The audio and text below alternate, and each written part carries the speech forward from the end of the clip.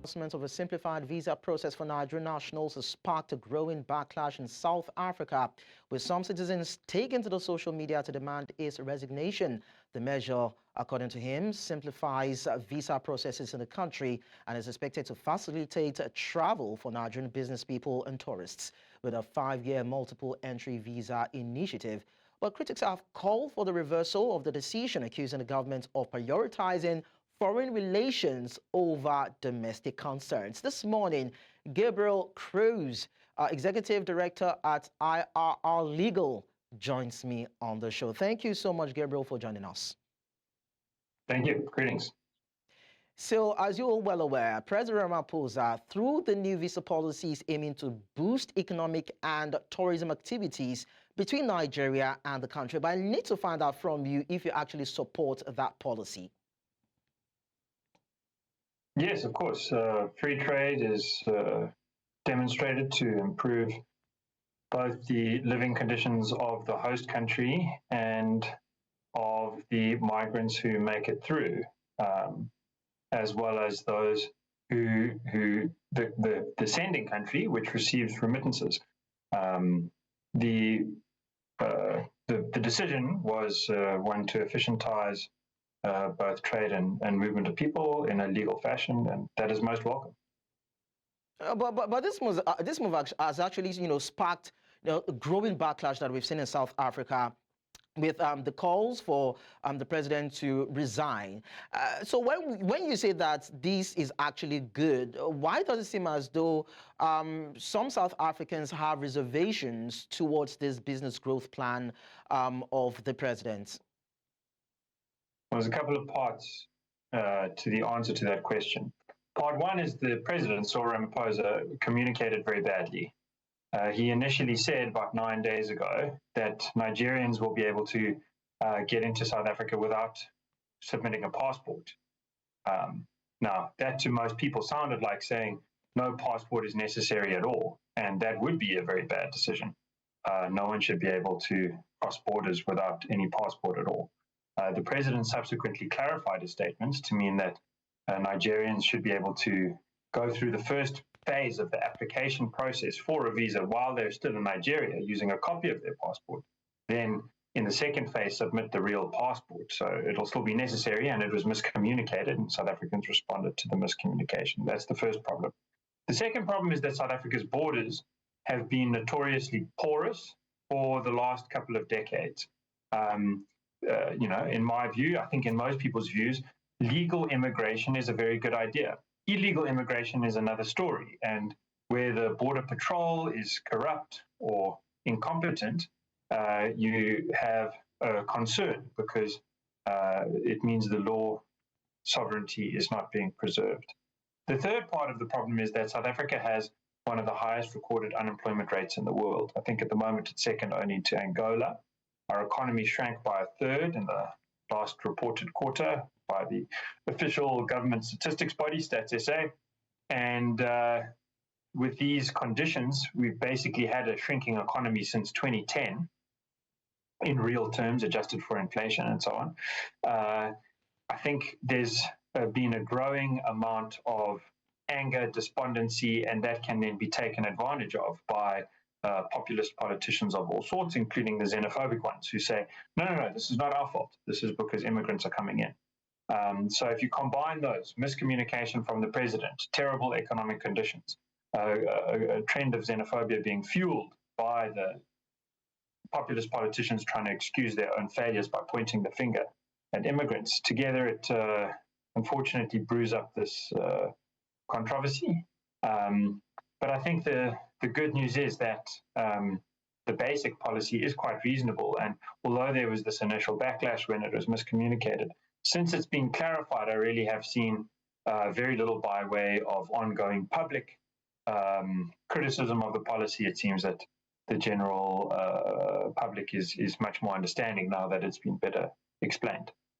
Okay, we're still going to talk about xenophobia, hopefully, during the course of this conversation. But you highlighted three things: miscommunication, porous borders, and of course, high unemployment rates. One would have expected that in a way or two, the citizens would understand that when businesses, most especially from Nigeria, comes to establish in the country, it will be able to provide jobs in a way for the teeming population, no matter how the scale is or the capacity of those businesses are. And of course, when you talk about porous borders, a couple of South Africans have said probably the government should have dealt with those issues first, and of course deal with the issue around insecurity before it invites foreign partners who may want to bring in or expand their businesses in South Africa. So do you think there's also a misnomer in the sequences of government policies in this regards?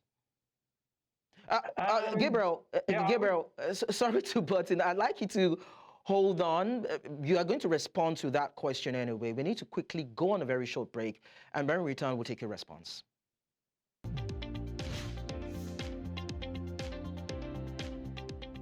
The fact that Cyril Ramaphosa, South African president, has simplified visa processes for Nigerian nationals and is hoping to boost economic activities in the country and also spike the revenue in terms of what can be achieved in the tourism sector for the country. But then South Africans, or some South Africans, feel aggrieved, citing concerns as regards insecurity and the fact that probably the government is not really doing what it needs to do first before this is done, or before opening up the door for Nigerians to come in. We've been talking to Gabriel Crouse, who is the Executive Director of IRR Legal, and he's been helping us understand this. Gabriel, thank you so much for staying with us. So before we went on that break, I was asking you if there's a misnomer in the sequence in terms of government interventions when it comes to dealing with porous borders, insecurity, and some other issues before allowing or giving recourse to Nigerians and their businesses to establish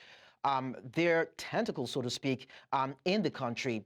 And of course, the misconstruction in the concerns the South Africans are having as regards their issues, peculiar issues, before we now see Nigerian businesses come into their terrain. So I'm asking you if those are the issues that you think the Nigerian government and the South African government and the citizens should have dealt with, all right? And that is what is fueling the aggression that we're seeing play out here.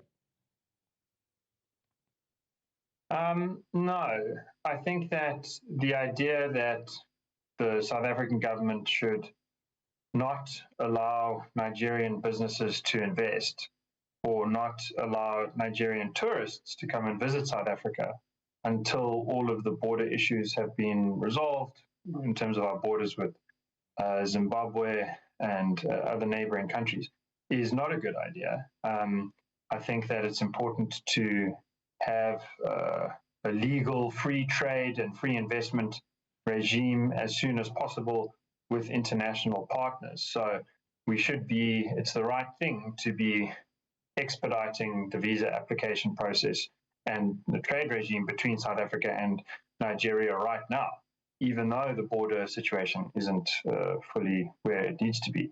It shouldn't be that you do the one then the other. Rather, it should be that you do both at the same time. So while, expediting the visa process at the same time, the border situation should be addressed. And some moves have been made to do that. White Bridge area has border control has been improved in capacity, speed, and transparency, and more needs to be done there. But that's very important because of logistics. South Africa still has some of the continent's largest ports, and then we use trucks to export into the continent.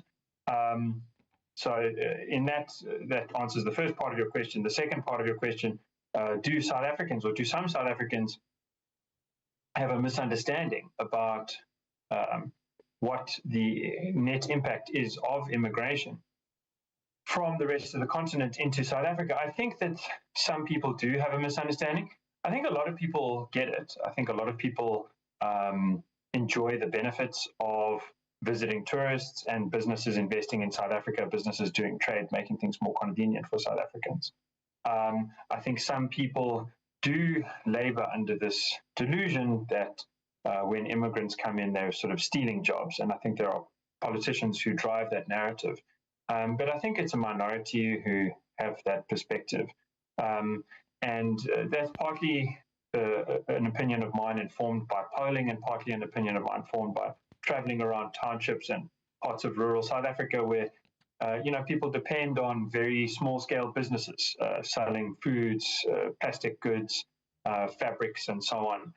African immigrants often applying these trades, and their customers saying, we're so grateful to have people here from, whether it's Nigeria or whether it's Bangladesh or whether it's Ethiopia, people who are making it more convenient for us and cheaper for us to buy the goods that we depend on. It's very good, and there's a strong sense of social program against those violent xenophobic attacks that have unfortunately occurred in this country. Those attacks are perpetrated by a small minority. They don't represent the views of most people. But so we need to fix the borders while freeing trade, while spreading a better understanding of how cooperation produces win-win scenarios. Yes, I'm actually particular about the fact that, we're talking about xenophobia. It's also coming into play because it's a major issue in South Africa. And of course, the country is also being seen as hostile to other African countries. There have been concerns around stringent government regulations also on foreign-owned businesses. So if we continue to have these issues, how do you think it would affect the ease of doing business index of the country? I don't know if that's a fair description that South Africa's government or its people generally are seen as being hostile to other African countries. I mean, the very fact that the president has facilitated this visa expedition and trade with Nigeria stands alongside the fact that South Africa's leadership role in SADC and at the AU has often been at least to talk up the improvement of open trade on the continent. If anything, I think South Africa has shown insufficient hostility to those African dictators, particularly South Sudan as one recent example, who abuse their own people and who should be criticized sternly on that basis. But I think generally the leadership of African democracies like Nigeria, Kenya, South Africa, that have economic heft and that have deepening and strengthening institutions, they all need to play their role in cooperating, in making it easier for business people, whether they're large businesses or small businesses, to access markets, to make it easier for the customer to get what they want, to make it easier for people to get jobs, and make it easier for people to travel around. We've got a lot of cultural exchange to enjoy. I think we've got a lot to give and a lot to receive. And I think that the same goes for the soft benefits of culture as well as the hard benefits of material growth through facilitating better trade relations. So I think there have been tensions, there have been tit for tat issues on regulation, but I think the general trend has been partially positive. I think that my main complaint would be that it hasn't been speedy enough. There's been a lot of talk from South Africa and a lot of talk from Nigeria in terms of opening trade, but the signing of real agreements, and particularly at SADC and AU level, has been a bit slow. Okay.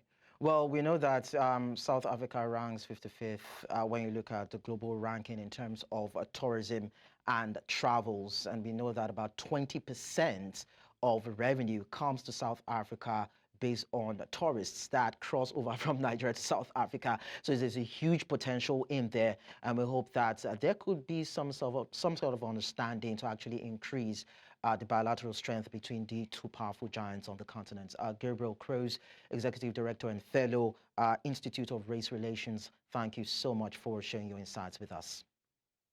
Thank you very much.